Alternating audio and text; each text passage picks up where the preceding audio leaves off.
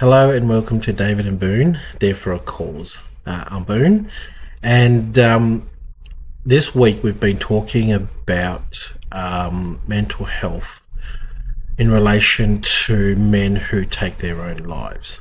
And being a YouTube channel, obviously can't say the word that I want to use, but we'll use that term. And the first thing I want to do is I actually want to show you a picture. And this picture that you're looking at right now is of me back in 2019, towards the later end of 2019. And it shows a very vibrant, healthy, smiling Boon that you see on the screen.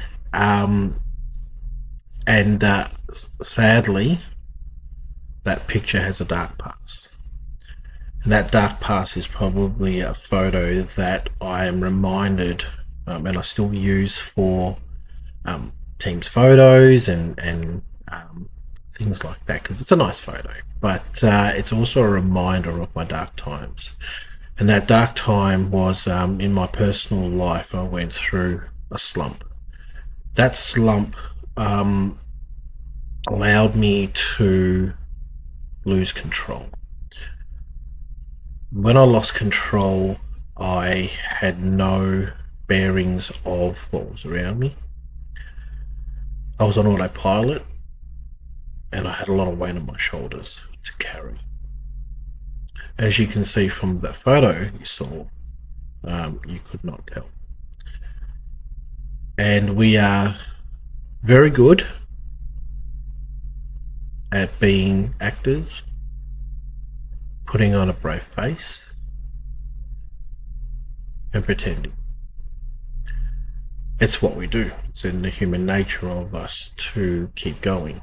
We have that fight or flight mode that gets activated. And us men, when we just go through this, we tend to actually go into autopilot and just keep going.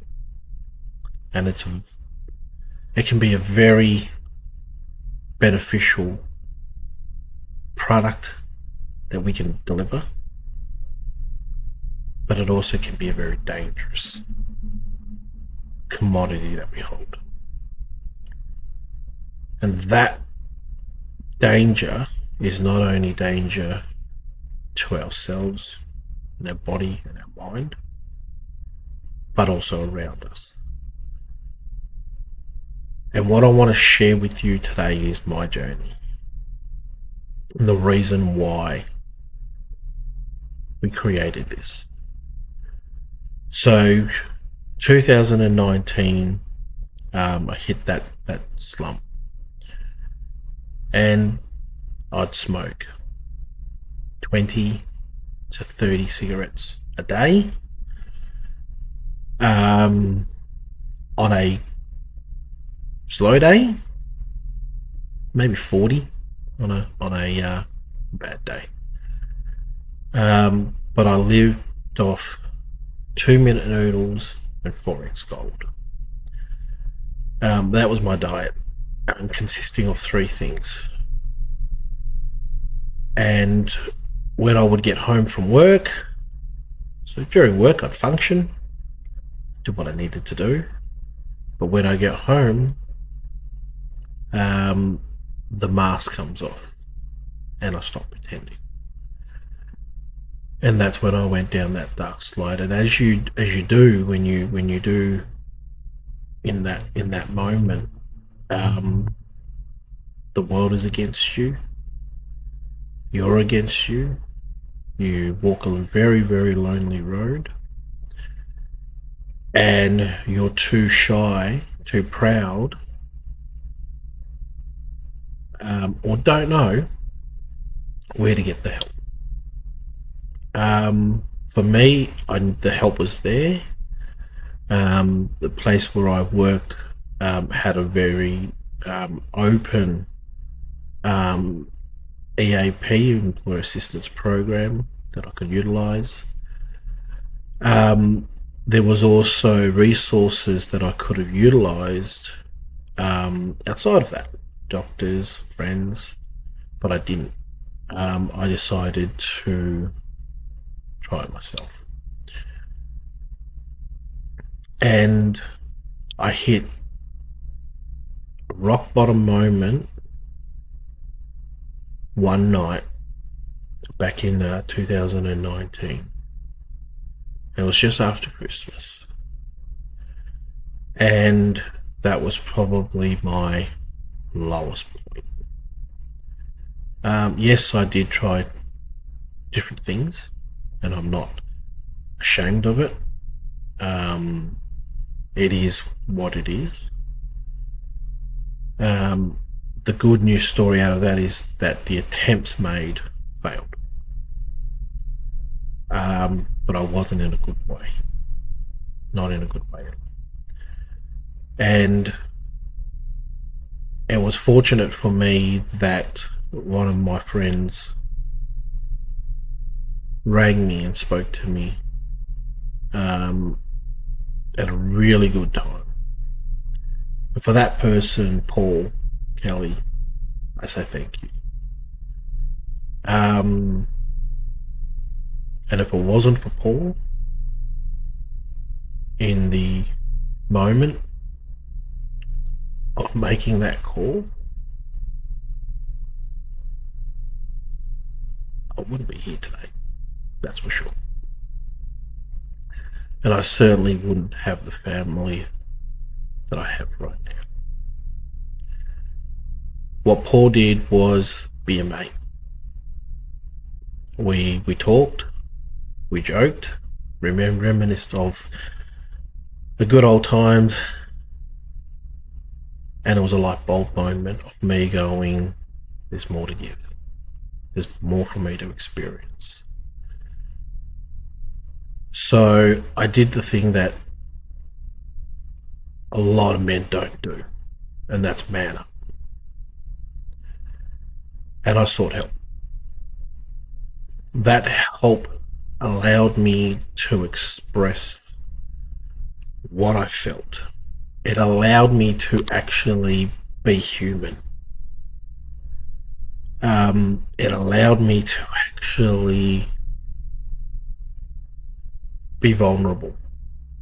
And vulnerability is very hard for most men to actually comprehend and allow that to be in a safe space. And because I was in that safe space, I was allowed to be vulnerable, and I was allowed to express what I wanted to express.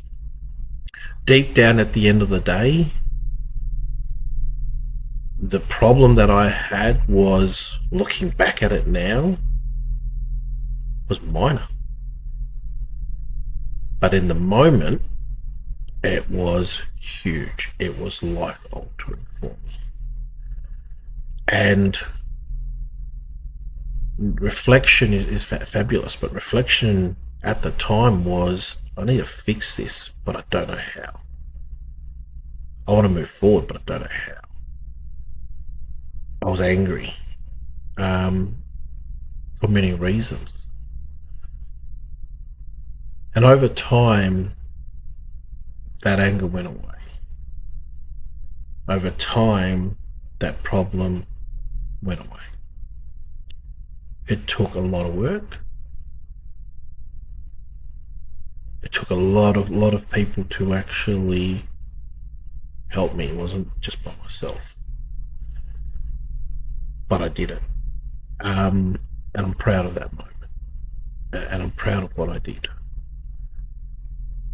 And what happens from that is you build resilience. You find hope. For the blokes out there who are experiencing it or will experience it, it will happen in different forms, in different ways, and in different levels. The support networks are out there. If you're employed, speak to your your employer about employment assistance program that they may have. If they don't have one, go to your doctor, get a mental health plan. Ring those support line numbers. On our Instagram page, I am putting more data up there of phone numbers and other support networks that people can try and utilize. Sometimes that support is your partner, your friend, family, or a stranger. Sometimes picking up that phone and speaking to someone on the other line is the best medicine for you. So, far too long and far too often, men take their own lives. And I'm just going to give you some basic statistics right now that are alarming. They're confrontational because they are data. It's coming straight from Lifeline themselves. And excuse me while I read off the screen for this. But 8.6 Australians die every day by suicide. That makes more than double the road toll. Of that percentage, of that 8.6 Australians, 75% of those who take their own lives are male. 75%. This is based on 2022 data. But let's just look at that for a moment. 75%. I mean, the number's already high. 8.6 Australians die every day by self-harm, taking their own lives. And 75% of those are male. Now, the impact is 75% of males that take their lives. But the unspoken impact is the lives that are affected during and after that event. And not just for a period of time, but an extensive period of time as well.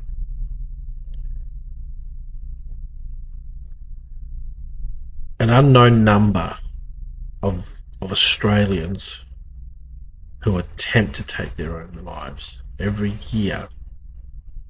It's unknown. The suggestion is that over 65,000 Australians attempt to take their own lives. And even if that number was accurate, that's a damning figure. It's an alarming figure. 65,000 per year attempt. And I would suggest that is a lot more now. Because not every single attempted take on their own life is recorded. Mine certainly wasn't, because I didn't record it anyway. And unfortunately, taking your own life is the leading cause of death for Australians, particularly between the age of 15 and 44. The rate for Aboriginal and Torres Strait Islanders is twice that of a non-Indigenous counterpart. And again, very alarming.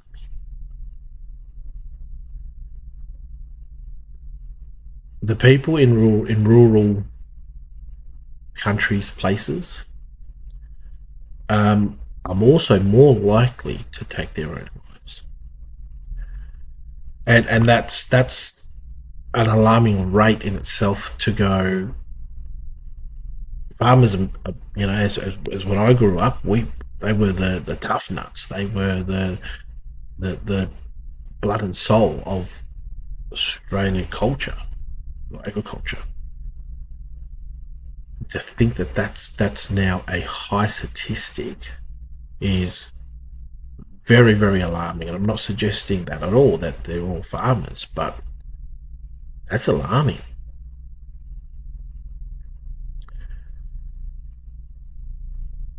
Last point is that, and this is a really critical point, and there's a lot more stats on the Lifeline website, but and I'll throw the link on the video for you to watch, to go and explore yourself. But in 2021, so this is after COVID, an estimated 1 in 3 Australians reported that they felt lonely. 1 in 3. So wherever you're watching this video from right now, and you're in a room of people, just think that if there's 3 of you in the room, one feels lonely. In a room of 10, a third of that room has felt. And this is where we need to make the change. We need to actually make sure that we are there for each other, that we reach out and we ask the questions. Are you okay? How can I help? Do you want to talk? However you want to say it, that's really up to you. It's your flair. But ask the question. And watching this video, I'm going to challenge every single person who watches this video. And the views are good. The engagement's good. But the challenge is for you to have that conversation with someone and say, how are you? How can I help you? And be a support for them. On that note, I'm going to finish up my little segment today. Know that there is support. There's a reason why we've gone through this this page of Dare for a Cause, because we want to highlight different aspects of mental health. And this month is Men's Mental Awareness Month. And you'll see me throw up a lot of content up. I'll credit those people who've put it up. I don't have all the content, but there's certainly know where to find it. Workplaces. I'd love to see this video be played at workplaces. Homes, play it at home. Share this message. And please, look after each other. It's what we do. It's what we gotta do. Thank you for your time. We will be back this weekend to do our next video. As a sneak peek, it's actually called The Will of Squishy. We will explain what that means on Saturday's video, which will go live next week. And we are being blindfolded for this challenge, so Dave and I will not know what is being bought or what we are putting into our mouths until after the event. Stay tuned, please look after each other, stay safe, and ask that question, please. And we'll see you soon. Bye.